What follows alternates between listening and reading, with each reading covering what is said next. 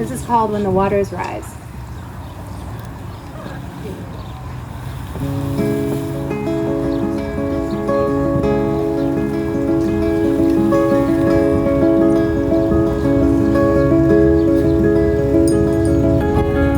Born with granite beneath our feet, roots found cracks to hold. Felt like forever home in stone, legs stretching into the ocean. Strong and tall among oak and pine, learn the land by heart. Home is more than four walls and a door. It's the place you always long for. We hold on. We hold on when something changes everything. And everything is disappearing. I wanna be there when the waters rise. I wanna be there when the final tide is come. Now we're all searching for safer ground. Storms are coming close. Night falls heavy on my hometown, empty but not forgotten.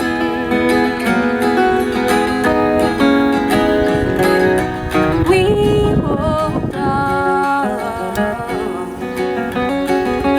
We hold on when something changes everything. And everything is disappearing. I wanna be there when the waters rise. I wanna be there when the final tide is come.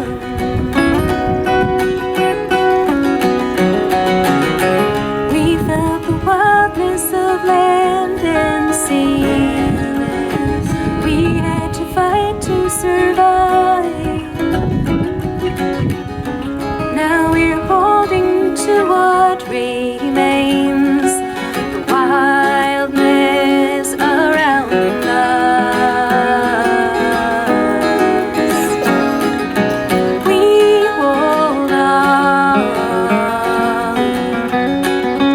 We hold on when something changes everything. And everything is disappearing. I wanna be there when the waters rise. I wanna be there when the final tide is come.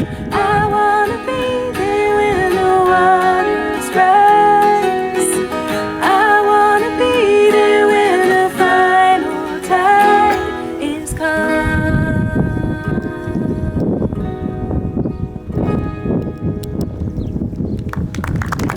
Thank you very much.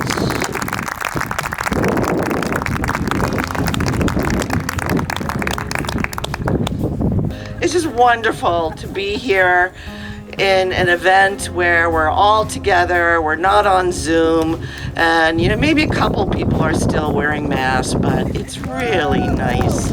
Nice to see all of you. So, thank you. Thank you for the invitation to be here tonight to kick off your 7 series events on for storm surge and focusing on Newburyport's towards a resilient Newburyport, focused on the resiliency plan that we spent many years putting together. So I was asked, well, how was this plan created? What happened, it was in the fall of 2015, and I was invited to a Rising Tide Summit in southern New Hampshire, where coastal mayors from all over the country were invited to spend a weekend with the Union of Concerned Scientists and other national leaders to discuss storm surge and climate change. The impact of Hurricane Sandy 3 years prior was still a major topic of concern. It was this event on the heels of one of the worst winters we had ever experienced in our city. You'll all remember 2015, and those of you on Plum Island will especially remember 2015. I knew that we needed to act. So I reached out to a core group of city staff, elected officials, and community representatives with individual and collective experience in the areas of sustainability, hydrology, engineering, coastal ecology, and city planning. And in December of 2015, the Ad Hoc Resiliency Committee was formed. Well, all of you who are part of that committee, please stand up. I know there's a few of you here. John Eric, yes, David Chatfield, Bill, Mike, Barry, thank you. Thank you. A very critical component was who was going to lead this initiative and serve as chair. I am very grateful that the chair of Storm Surge at that time, Mike Morse, accepted this daunting task and was assisted by David Chatfield, who stepped up as co-chair over the last couple of years. It took over 4 years to complete this plan, and I am very, very proud of the work we accomplished, and I cannot begin to thank all of the members for their deep commitment and perseverance to see this document completed. I also have the privilege tonight to introduce a really remarkable person in our greater community, Mike Morse, key leader and former chairperson of Storm Surge. He's just amazing. He has a diverse set of skills that encompasses the field of public health, biology, oceanography, meteorology, and transportation. He's using his knowledge in these areas to educate and raise awareness of our local communities to climate change challenges, motivate action to reduce human impacts, mitigate its effects, and build community resiliency. Mike holds a BS in biology from Birmingham State University with a focus in biomedical science and marine biology. He earned his Master of Science degree from the University of Massachusetts in Amherst in public health and business. Mike's passion for fast cars and mechanical interests resulted in a career change in 1992, and he founded Schneller, a BMW and Mini service business that still operates today. He is a licensed race car driver. Can I have a ride? And a high-performance driving instructor for the BMW Car Club of America. A lifelong surfer, Mike also studied oceanography, physics, and meteorology. Skills developed in these areas allowed him to complete a very important study in 2007, unlocking the mystery of beach erosion at Plum Island. He then joined Storm Surge, where he served as the chairperson, working with a dedicated team of volunteers. The organization's programs and presentations have raised community awareness to climate change and sea level vulnerabilities. And I know that Storm Surge could use more volunteers, so please keep that in mind as you listen to the programs tonight. And now, without further ado, please welcome my dear friend, Michael Morse.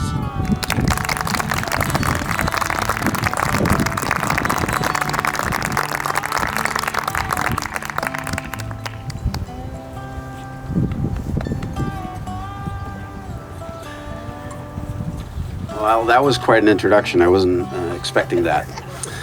So I want to thank you. I want to thank you all for coming out here tonight. It's a pretty good sized crowd, and a nice evening versus the thunderstorms they were predicting last week. So people have asked me, why are you so passionate about climate change? And as Mayor Holliday alluded to, I have many different interests and have studied many different aspects of science, but really it was my dad who instilled in me this care for nature. And he was no tree hugger by any means. I mean, he was a commercial fisherman, but he understood how the natural world worked and how we as humans need to integrate with it, take what we can from it, but don't overexploit it. So that was something I grew up with. And then, of course, my career path also eventually led me to, where I am today in terms of, working with storm surge and also on the resiliency plan with the city. But the first time I heard about climate change was back when I was in grad school at UMass some 40 years ago. And back then they were talking about 1 degree of warming and about a foot of sea level rise by 2100 or beyond. Now, that seemed like a distant problem back in 1981 to a 21-year-old kid. And I wasn't really too alarmed by it. But now I'm 61 years old young, and I wonder where the last 40 years went. I know some of it went around my waist, but I'm also wondering, what did we do about climate in the last 40 years? And, we actually haven't really done too much. And I sort of feel like we're in the 11th hour of this problem. And I'm staring up a steep hill of technological, economic, and social change. And you know how social change is really difficult. I mean, just look at how hard it was to get people on the same page about wearing masks, social distancing, and getting a vaccine. Climate change presents similar problems, but I think we need to find common ground to do that. Now, it's encouraging that the federal government is actually starting to take the lead again in addressing this issue, but we still have a lot of pushback from other people in our government, and that's despite the astronomical rise in billion-dollar weather-related disasters. Now, back in 1980, when I was in grad school, we used to average about $3 or $4 billion weather disasters in the United States annually at a cost of about $60 billion a year. That's steadily increased as the climate has warmed, and in 2020, we experienced 22 events with a cost of $450 billion.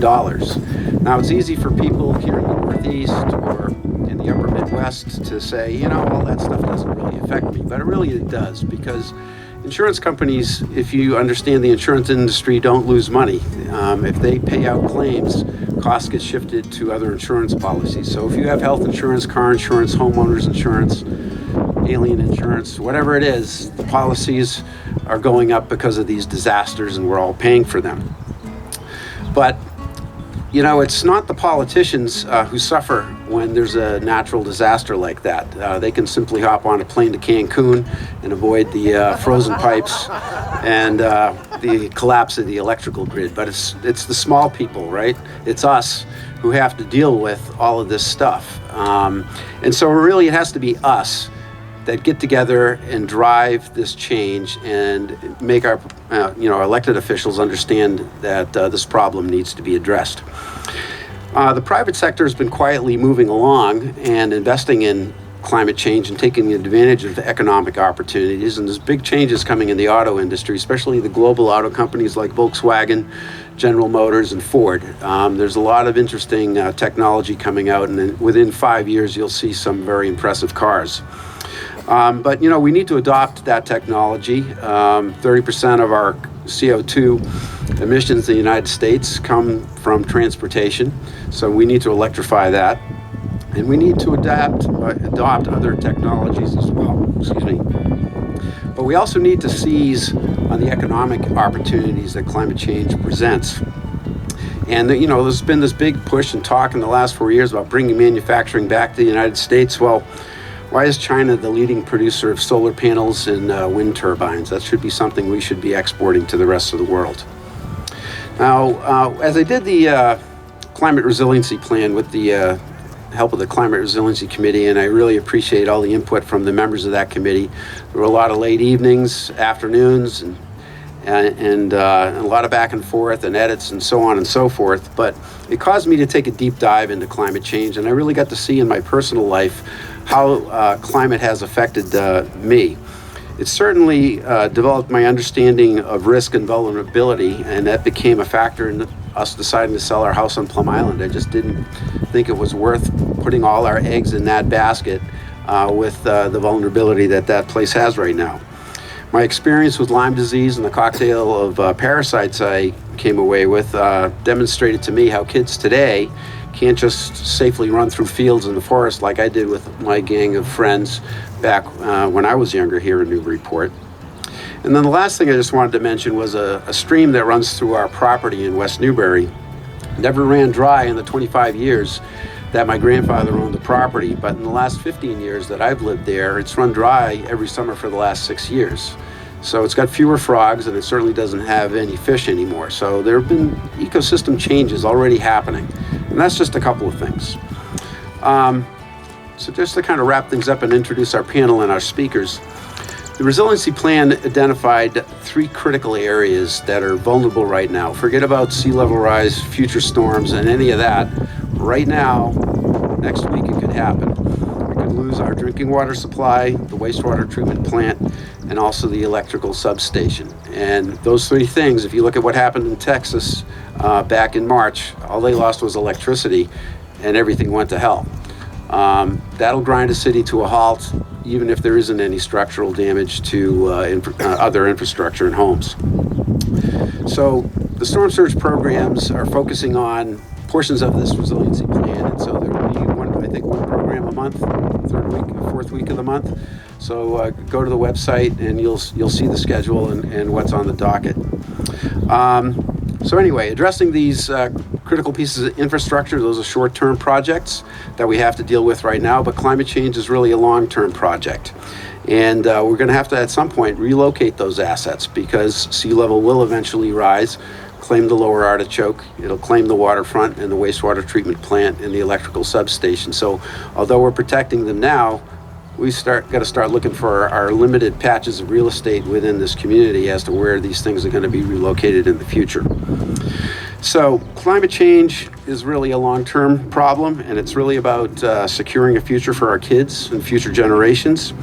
And so it's critical for all of us to look at our own contributions to climate change, specifically our own carbon footprint, and we need to actively work to minimize it and encourage our friends and neighbors and relatives to do the same thing.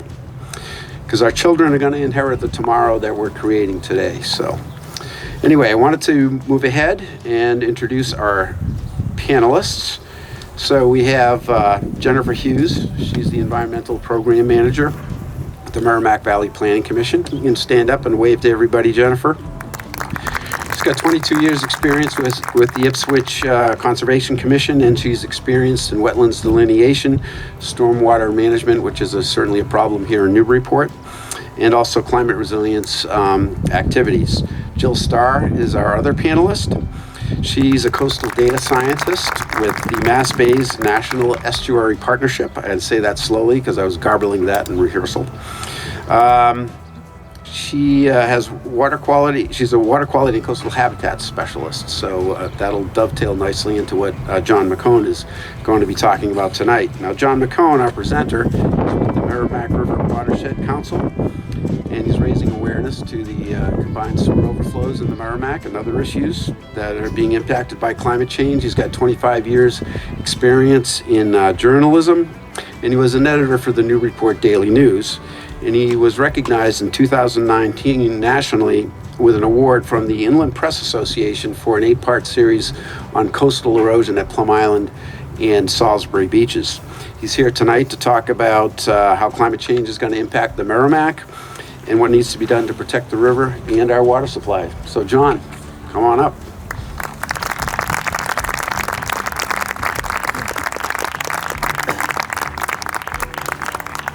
Good evening, everyone. Thank you for coming. Good evening. My name is Heather Lipp with Storm Surge, and I wanted to explain that John was prepared to give us a presentation that had a PowerPoint that went with it. And so now we're asking him to do something that he might have had to do 15 or 20 years ago, and that is to just speak without graphical images behind him.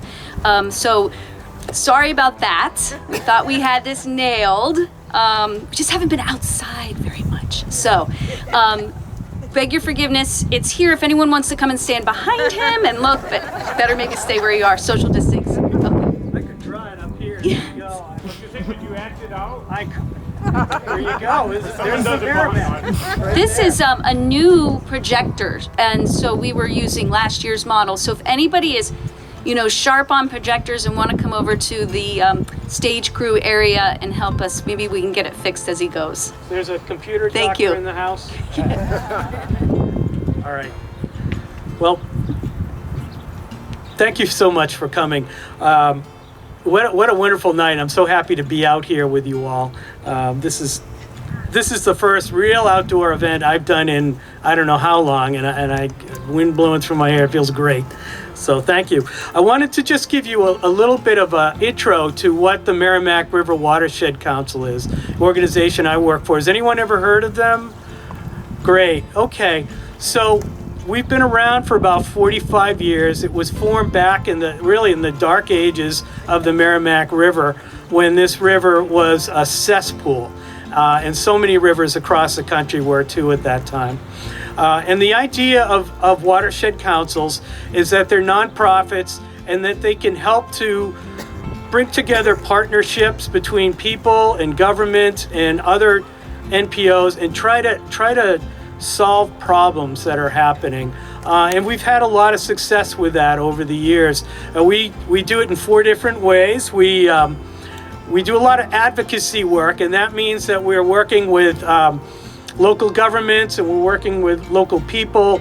We're tracking bills, seeing what's going on. We give presentations to lawmakers and to really anyone, school groups, anyone who wants to hear about the Merrimack River and wants to understand what's going on and think about what they can do to help it out.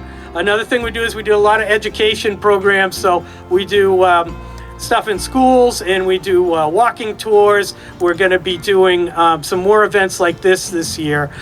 We don't do weddings, so just so you know. We also do recreation. Has anyone ever paddled or boated on the Merrimack here? So you know when you're out there, it is a totally different experience than when you're standing here. So if you haven't done it, you got to do it, because it'll blow your mind. It is such a beautiful river, such a powerful river. You get a sense of that. So we have some paddling trips coming up. If you'd like to take part in them, you can check our website. And then the last thing we do, which is really probably the most important thing, is science. We've brought in 3 people to our group. We had 2 people a couple years ago. Now we have 6, and 3 of them are scientists. So we're very excited about that.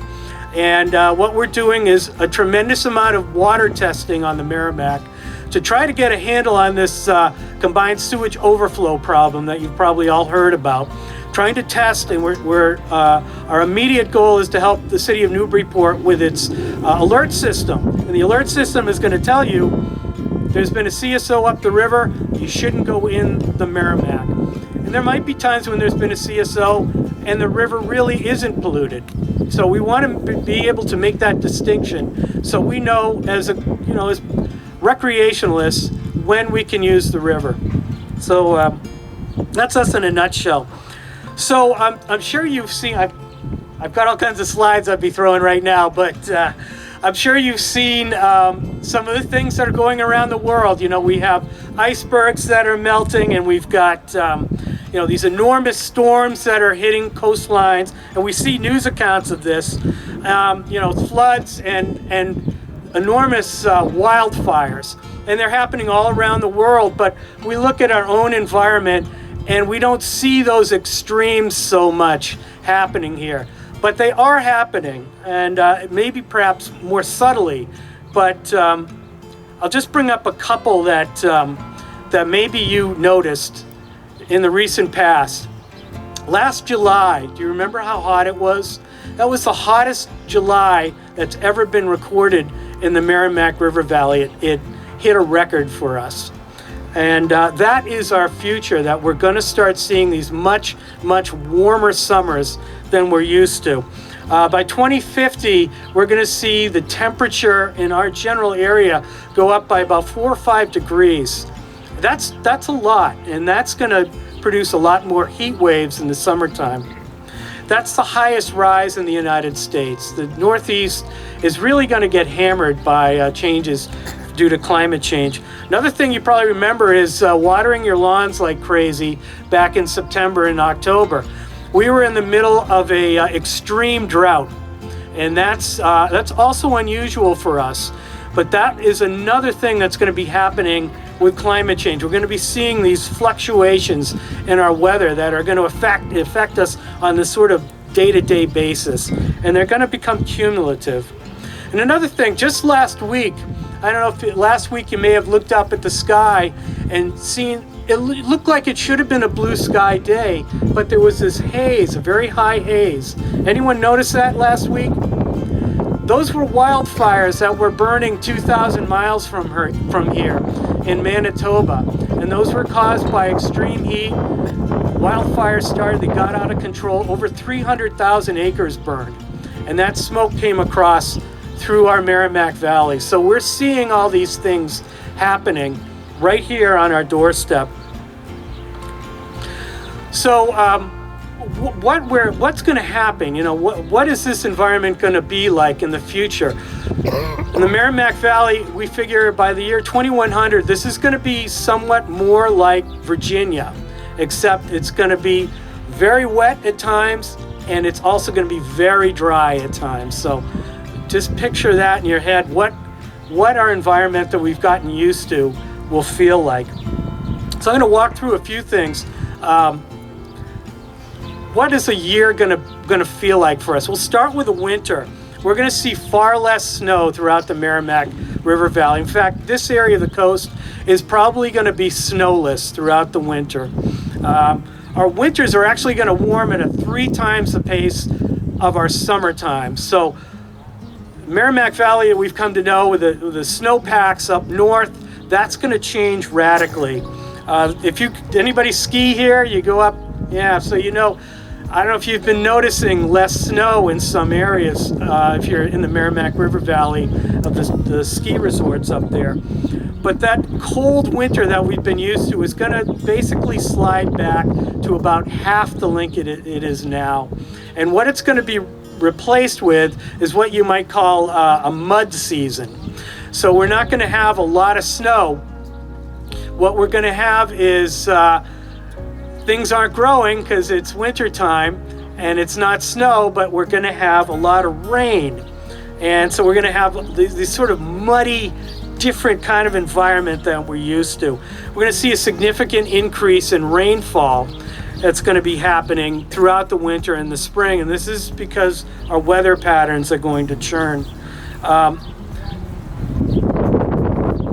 So what that's going to mean for us is there's going to be a greater risk of winter and spring floods throughout the Merrimack River Valley, and also an increase in the possibility of CSOs, and I'll talk about that a little bit later, about how that's going to play out. Another thing that we've been used to historically in the Merrimack River Valley is freshets. Everyone know ever heard of a freshet? I had to look it up. So this is a common occurrence in our region. It has been for millennia. What happens is we have this enormous amount of snow that's packed into the mountains, and then we have the spring melt, and it comes down. It sort of comes gradually at first, and then we get this sort of a flooding that comes down the river, and then it abates. That is probably going to stop happening, or it's going to curtail significantly. That's important for our environment to have this freshet happening for a number of reasons. One is it's a trigger for the species of fish that go up the river. They sense this, it's happening, and they know when, they know where to find the river, they know when to go up the river.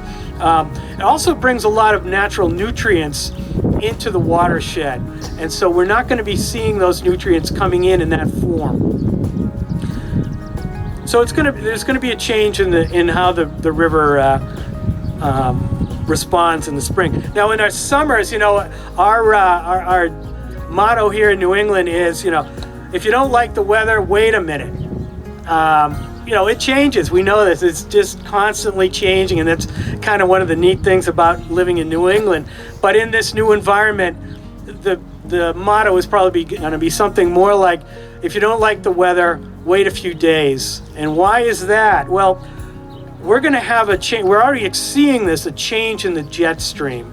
And the jet stream is slowing down, and that's changing the entire weather system around the world. So what it means for us is we're going to have these periods. We have long periods of the same weather, maybe like California.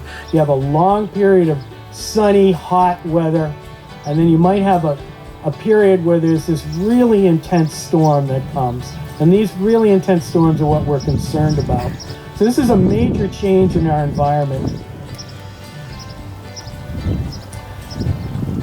So in these dry periods, what we're concerned about is what it means for the river itself. So there's a certain amount of kind of historical data we have of what this rhythm of our river is. And in the summertime, when you're standing here and you look at the river, there's, in an average summer, there's about 1.3 billion gallons that go past you in a summer, in a summer day. When we see these droughts like last summer, that number was cut in half.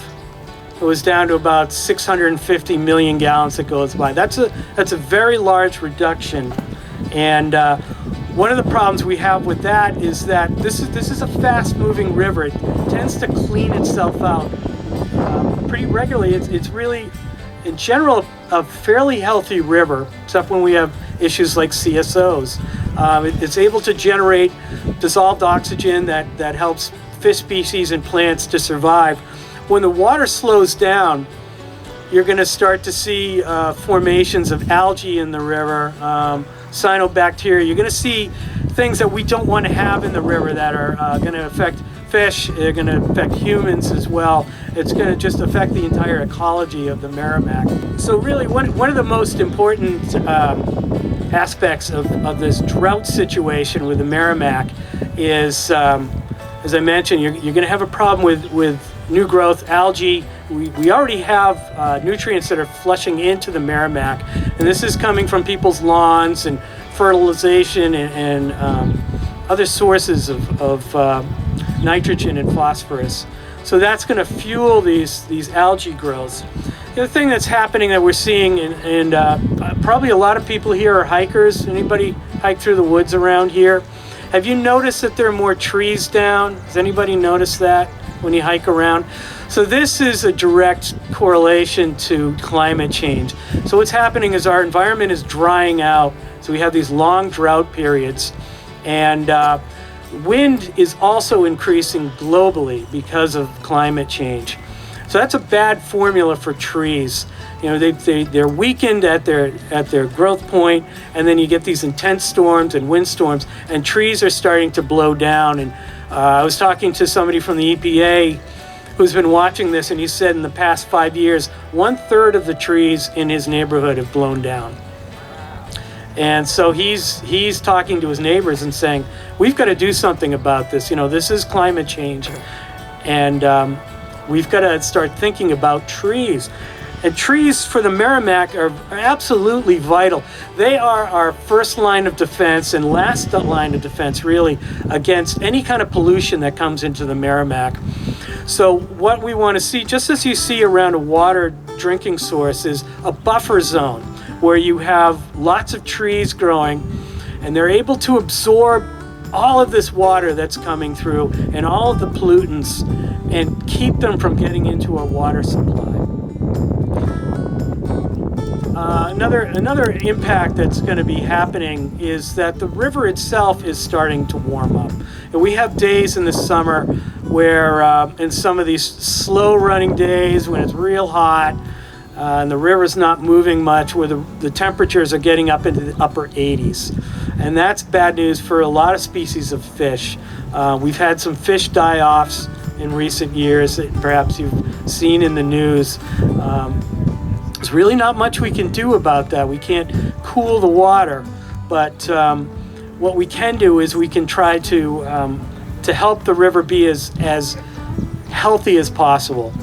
So I'll get into a little bit of what I meant by that. So I have a slide right here, and it shows a huge flood. It's on my screen. It shows a huge flood of water coming through about 200 yards from us.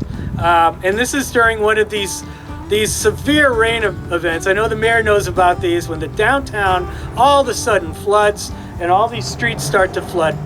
So this is the other piece that's going to be happening. We're going to have these long periods of drought, and then we're going to have these intense rainstorms, and we've been seeing these.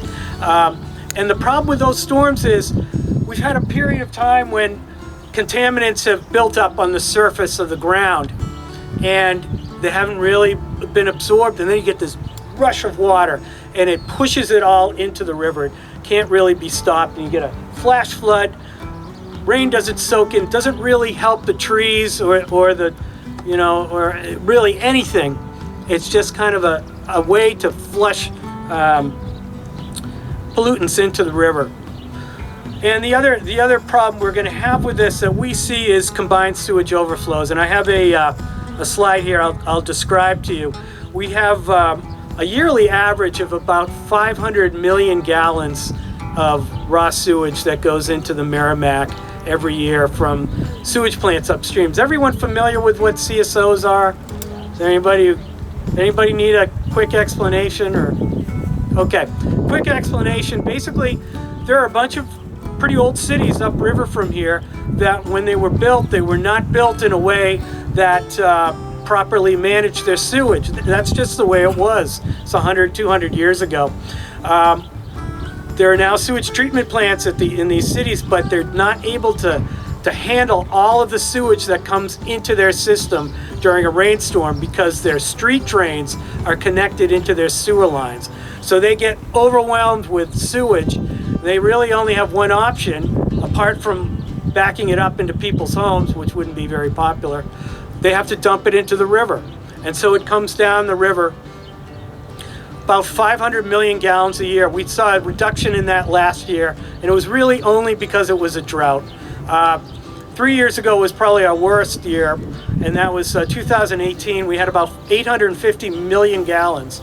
We had one day alone where we had 125 million gallons that came down through Newburyport. That's a tremendous amount of sewage. So where is this coming from? There's two main sources. It's the city of Lowell, which is about 38% of that amount, and the city of Manchester, New Hampshire, which is 44%. So put them together, that's 4/5 of where this sewage is coming from. So that's where our organization is focused, on trying to help these communities to reduce their sewage and their CSOs. Just to give you an idea of the what's going on with the CSOs of the past, when are they happening, how many, what's the impact? In 2018, this is that year where we had a lot of sewage. There were 29 events over what I call the summer, which is starting on Memorial Day and ending around Columbus Day, because I love September here. I think it's part of the summer. So in that period, we had 29 events. Not all of them were huge. Some of them were only a couple of thousand gallons. Some of them were 100 million. So they're all over the charts. But we had 7 events that were major, that were over, that varied from 10 million to 100 million. And those are the events that we're mostly concerned about. So in those events, you might not want to be in the river for 2 days or maybe 3 days, depending on the amount of bacteria that's in the river. The next year, 2019, was kind of a typical year. We had 24 events during that period, and we had 6 major events that happened in that period. Just to give you a sense too of, these things can really sneak up on us when they happen. We don't have great data to tell us right away, okay, there's been this big event, there's this much sewer in the river, you better be careful. We're not quite there yet with getting the data. That's where we want to be. But I want to give you an example. You might remember around May 1st, we had a big storm. And you remember that rainstorm went on for about 2 days almost. In that storm, we've been able to document that there was 86 million gallons of sewage, at least, that went into the Merrimack. We were testing throughout that storm. One of our test points is just down from here, about 200 yards. That test point, on the second day after the storm, we measured 1,400 coliform units in the river per 100 milliliters. Now that number is significant. That's about 7 times the limit that you would want to swim in. And that came through very quickly, flushed its way out. But it gives you a sense that when we have these big events, the Merrimack can become very polluted very quickly and also can flush itself out very quickly. But with climate change, what we're concerned about is we're going to be seeing more of these events, these intense rainstorms that hit us very quickly. And we want to be able to react and to tell people, hey, this is not a good time to be in the river. So when we look at the Merrimack, we say, okay, what's the future? As we look upstream, what are the what are the real danger points for us? And you might remember about 10 years ago, the U.S. Forest Service, named the Merrimack as one of the top 10 most endangered in the United States. And what they were looking at was New Hampshire. They're looking at the potential for development in New Hampshire. The Merrimack in Massachusetts is largely developed already. Really, that's our wild frontier right now, and that's our protection zone that we want to make sure that we protect. Right now, about almost 18% of the Merrimack River watershed is protected land. That sounds like that's a pretty good amount, until I tell you this. In Massachusetts, almost 25% of all of our land is protected. In New Hampshire, it's almost 31%. So the Merrimack River Valley is way behind on its protection of our open lands, of our forests, these vital forests that we need to keep this river clean. Another issue I've heard people talk about and wonder about, and perhaps you've thought about this, is what about people drinking out of the river? Aren't there a lot of people? And yes, there are. There's 600,000 people who drink out of this river upstream from us. And that number is going to increase. We're going to see it go up to at least 700,000. There are some cities like Manchester. Manchester's water supply got dangerously low last summer. They have a lake just outside of Manchester that they draw their drinking water from. And now they're going to start drawing at least some of it from the Merrimack. And there are other communities that are going to do that too. In the short term, we don't see that there's going to be a problem. And when I say we, I'm talking about the EPA, who's related this to me. Long term, this is something that we also need to be keeping an eye on. There's going to be more demand for water. And this river is a natural source to look at for water. So I want to talk just briefly, very briefly, about the connection between the Merrimack and the Artichoke River and Newburyport's water supply. So I have a slide here I could show you, but perhaps you know where the Artichoke is. Does everyone know where the Artichoke is? Okay, great. It's up that way, right? Okay. So I got another slide. I'm gonna describe. I should try. Okay, I'm gonna show you. Anybody see that? Get your binoculars. Okay, so what that slide shows is if you're going up 113 and you look to your left, you're going towards West Newbury, you go down that dip, you look and you can see the water, and you see this little thing, it's called the spillway.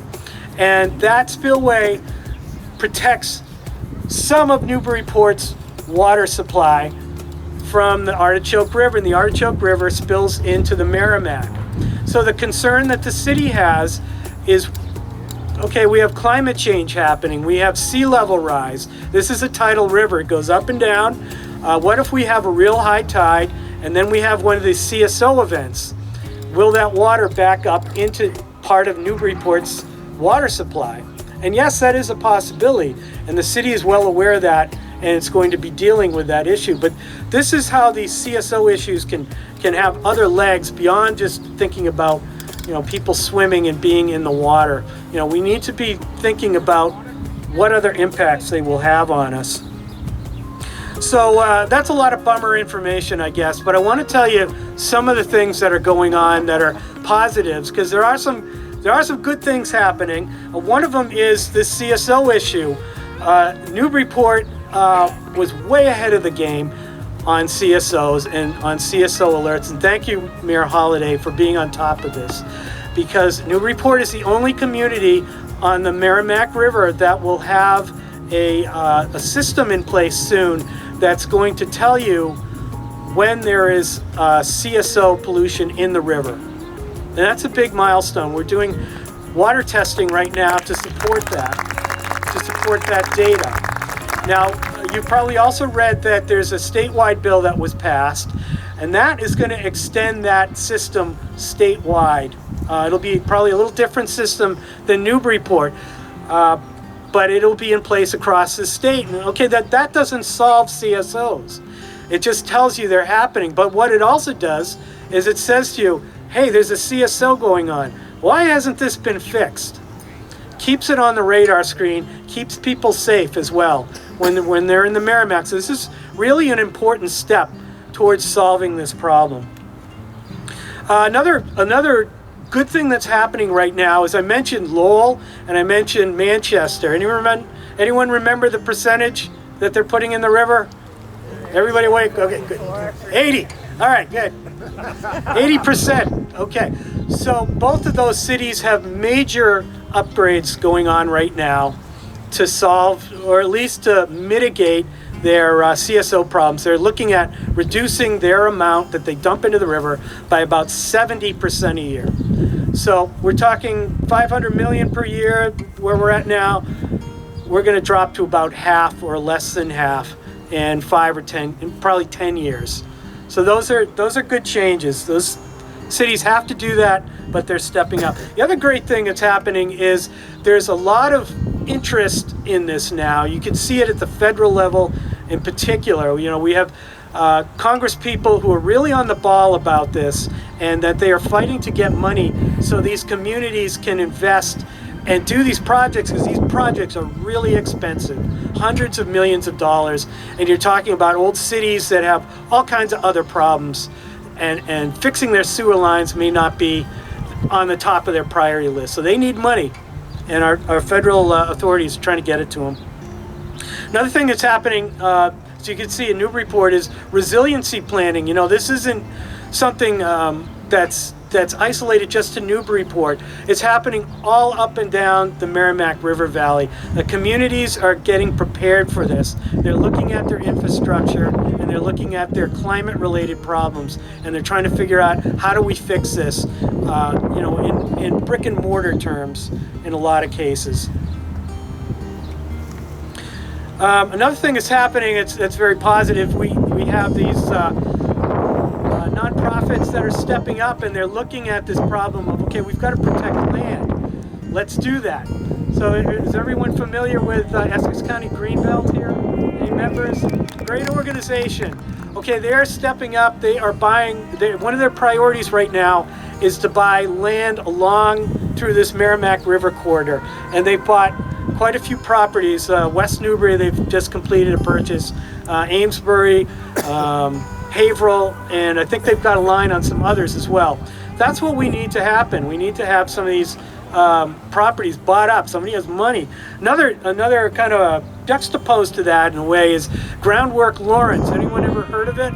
So this is a great organization that works in the city, and they're looking at the city of Lawrence, and they're looking at trying to mitigate flooding and runoff and create more green spaces there. That's another thing we need to be doing. So they're very smart about what they're doing, and they've made some great changes for Lawrence.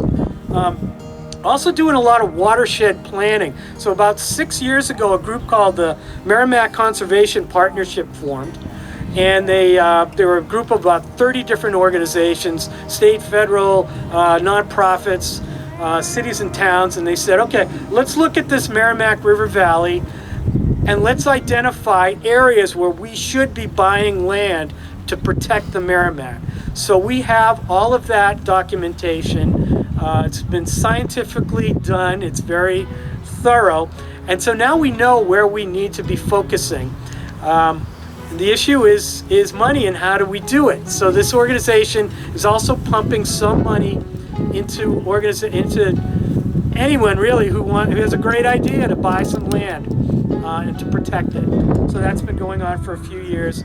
My own organization is also doing a lot of resiliency planning right now in New Hampshire, and what we're looking at is what we call landscape scale preservation. So we're looking at trying to preserve pieces of land that might be 100 or 500 acres. You know, these are the kinds of pieces of land that we want to protect. Those are our best boundaries to protect our river. 100 1-acre parcels does not equal one 100-acre parcel when you're looking at protecting the river.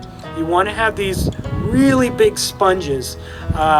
So we are working very diligently on that in New Hampshire. We're also working on this issue I mentioned before of trees. You know, these trees that are going down, of replanting trees throughout the Merrimack River Valley, particularly in New Hampshire. And I've got a slide here I'd show you of of trees falling into the river. You have to buy, believe me on that one.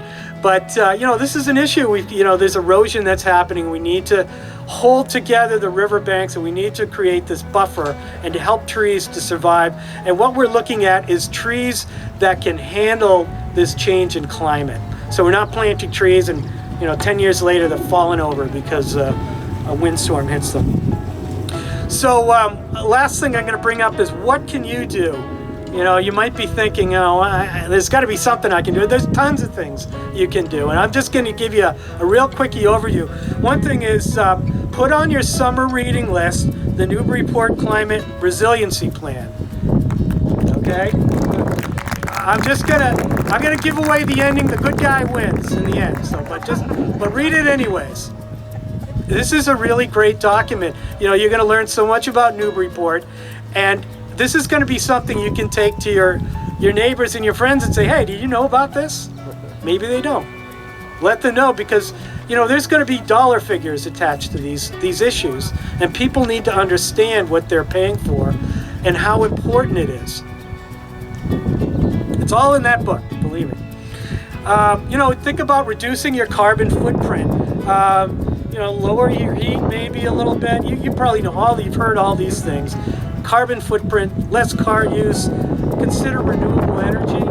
Let's just see if we can cut back on the amount of carbon we're using. And also reduce your river footprint. By that I mean, try to be more frugal about how you use water. Do you need to be watering your lawn? Maybe you don't need a lawn. There's people who are talking about, hey, here's a different way to landscape.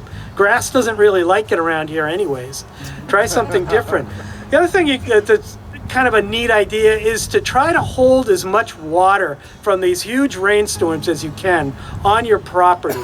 Rain barrels, or maybe there's a way you can landscape your property. Just try to keep as much as you can on your land instead of having it flush down towards our water sources. Another thing you can do is just be a good environmental neighbor. Be a dog poop patrol person. Say if somebody leaves their dog, say, come on, man, pick that up. Don't leave it. Dog poop is really a big issue with pollution in rivers. Plant some trees. Trees are our best ally in so many ways to cool the planet, and also, as I mentioned, to protect the river. Support groups that you align with. We all need your help, and there's so many good groups around here that are really pushing hard. Think about joining them and getting involved, and you're going to meet friends. It's going to be great. And then lastly, make your voice heard, and by that I mean be active and read newspapers and read your resiliency plan and talk to people, and maybe get on social media and write letters to the editor and call politicians and just let them know. Talk to your friends and your neighbors, talk it up and get it out there.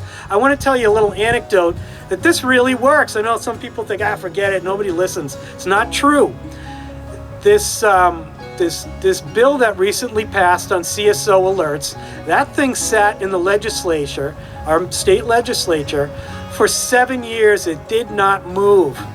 It wasn't until we started to have problems on the Merrimack River and people started calling and complaining and newspaper stories were published, and all of a sudden there was a big turnaround and it got passed.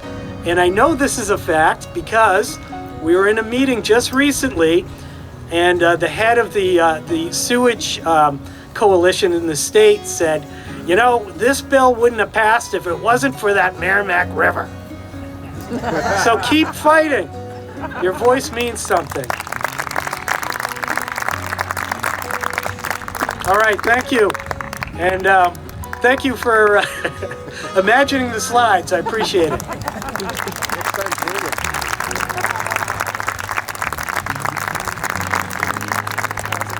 Okay, we're gonna have a panel discussion.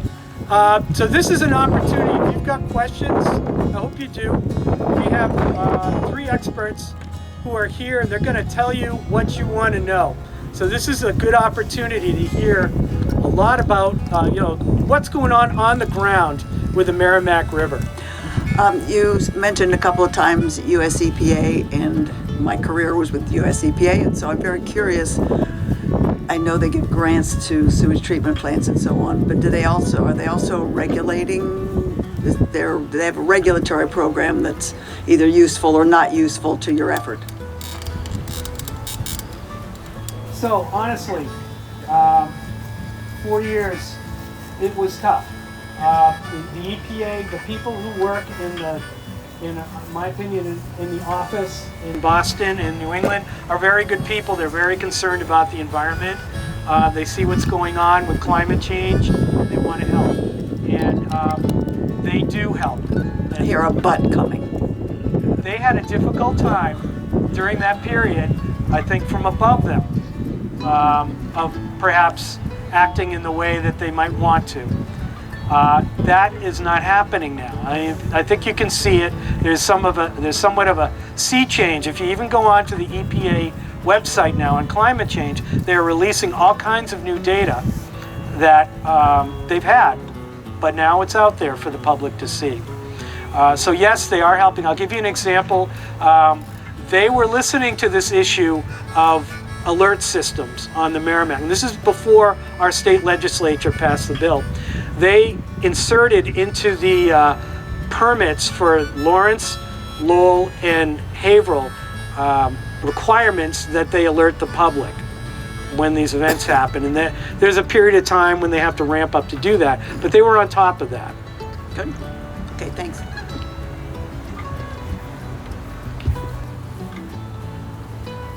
John, thank you for your presentation. It was really quite wonderful. And Mike, there was a lot of description and talk about the Merrimack. And what I'm hoping that someone could underscore a little bit tonight is the real danger to the Artichoke coming from the Merrimack. My recollection is that there's problems with how it's all constructed there, and that that has to be addressed somehow because it is our drinking water, and I think it would be helpful if someone spoke a little bit more about that aspect. So basically the issue with the Artichoke is this. The spillway is currently well below where it ought to be to prevent intrusion from the Merrimack into the lower Artichoke. That wouldn't be too much of a problem because we have an upper Artichoke and also the Indian Hill Reservoir. However, the intake to the water supply is right at the spillway, which sits too low. So if only an inch of CSO contaminated water enters the lower Artichoke currently, that compromises the intake of drawing water from all three reservoirs. So I believe there are plans in place to figure out how to tap some of the other reservoirs further upstream so that we're not so vulnerable and exposed down below where we are right now. And we're also, I think, planning to raise the spillway to a more appropriate elevation to prevent intrusion and that sort of thing. But long-term sea level rise is going to prove challenging, so we need to think about other ways to maintain a water supply. And maybe some of that might be in the form of collection through cisterns and off roofs and things like that. But anyway, those are just some thoughts for the future. Yeah, hi. One of the things I've heard about CSOs for a long time, and a question in my mind, it was brought home by the millions of gallons rushing down and being expunged from the Merrimack. What's the effect on those CSOs along the coastline? How far does it go out? Does it wash back up on the beach? Well, I don't really have any data on that. I mean, the state does test routinely on the ocean side of Plum Island and also on Plum Island Point in the river. But that's very tide dependent. You could have the outgoing tide with CSO contaminated water with high bacteria levels, and if they happen to be testing on the incoming tide on the same day, they'll produce a result that's misleading. As a surfer, This is anecdotal experience. I caught a mouthful of water on Plum Island one time, paddling over a wave, and had some pretty good diarrhea for several days afterwards. The water was a bit brown. As a fisherman, I was out there one day on a hot day, one of those days when the river was probably 90 degrees, and I was coming back on the boat, and you could see this stark difference between the delineation of the water from the river versus the ocean. It was almost a purple color. It was the most odd color water I've ever seen. So, anecdotally, yeah, the two waters don't mix really well unless you've got a lot of surf. Because of the temperature differences and the salinity, the fresh water will always rise up on top of the salt water unless there's wave activity and a good amount of wind to mix the two together. Okay, thanks. Too, that the Watershed Council has a testing program now. I believe Mass Based has provided some of the funding for that. I think you have your first year of reporting on the website, so I encourage people to check it out. There weren't a lot of events to test for, which is a good thing last year. A lot of the CSO overflows that happened at low flows, so a lot of that bacteria biodegrades before it reaches Newburyport in some instances. We recently had a high flow event, which John talked about, but and we're not hoping, obviously, for more high flow events, but that testing will be ongoing, and hopefully we'll learn more as we go. Okay, thanks. Yeah, and I'll also add to that. You nailed it when you said that we don't have the data. We really don't understand how dilution plays into this, and where the pathogens are delivered along the coastline, what the cumulative effect of other CSOs from other rivers might be.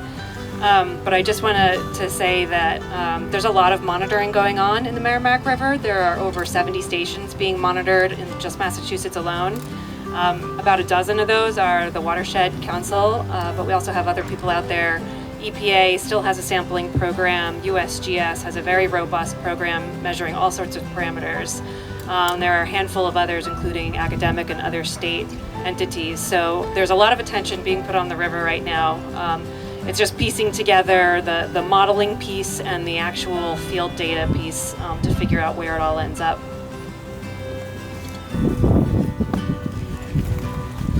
So is there somebody who is piecing it all together? So there's a lot of studies going on. Is somebody actually going, well, this ties in with this and this ties in with that?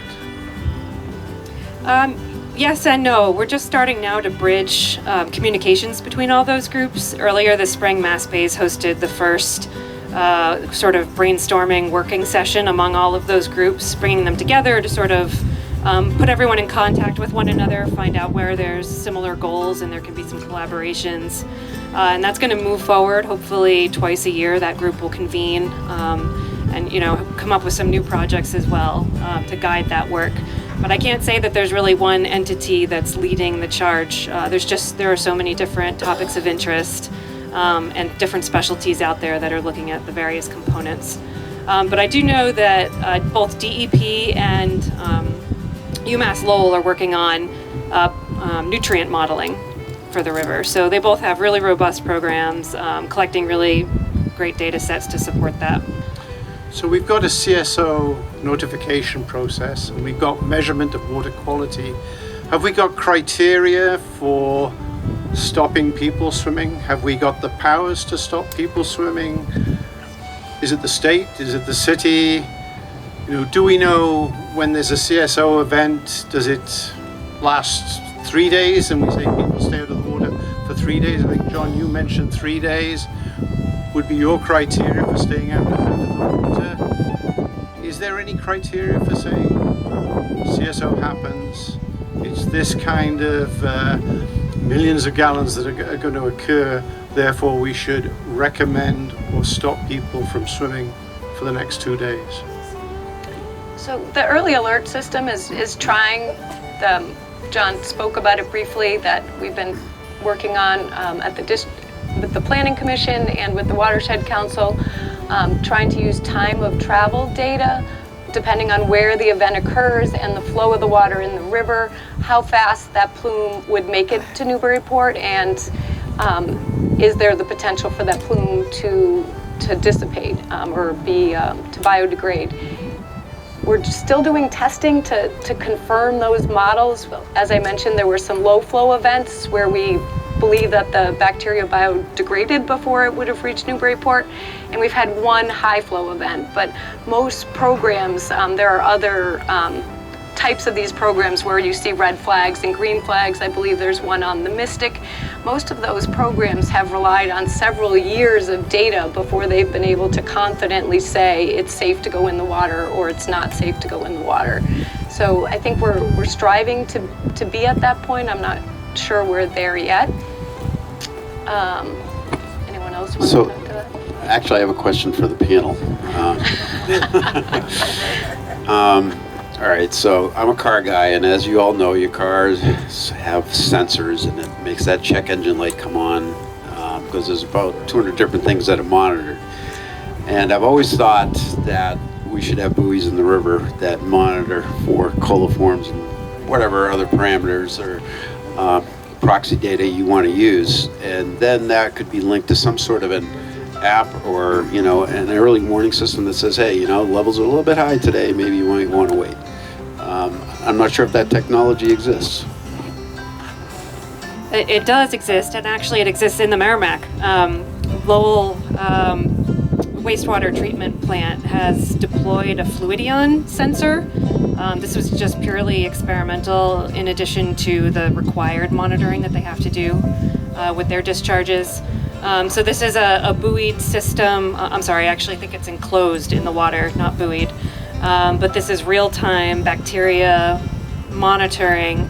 It is not officially approved for use in this country. It's a European product, but I think they're trying to take the steps through EPA to get it approved because it would take a lot of the labor and expense and time out of traditional bottle sampling, as many of you, I'm sure, have experienced. So we're getting there. But it would be wonderful if that could be linked to the notification system somehow, so you're really getting real-time information.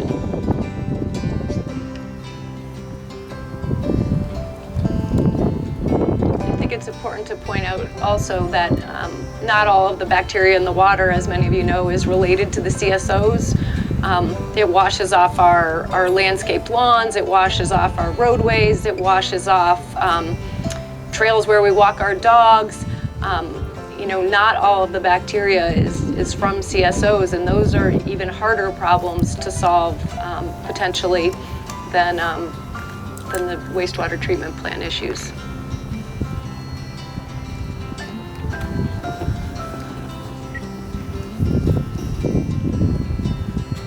Any other questions for the panel, who were fantastic? Really great. Jill, Jen, Mike, and Sean, of course, yeoman's effort there. Next month, we are going to keep going, and we're going to get better and better at how we help our presenters present. June 29th is our Neighborhoods at Risk, both flooding and drought. It's important information there from Wayne Cassingway from Ipswich River Water Association and Dr. Stephen Young from Salem State University, who's been coming up to take some incredible photos during the high tide. He wants to share with you what he's learned from that. So we hope that you'll come, and we won't sleep till we get the visual aids fixed and ready to go. Thank you so much for coming, and be safe getting home. Thank you, John. Thank you.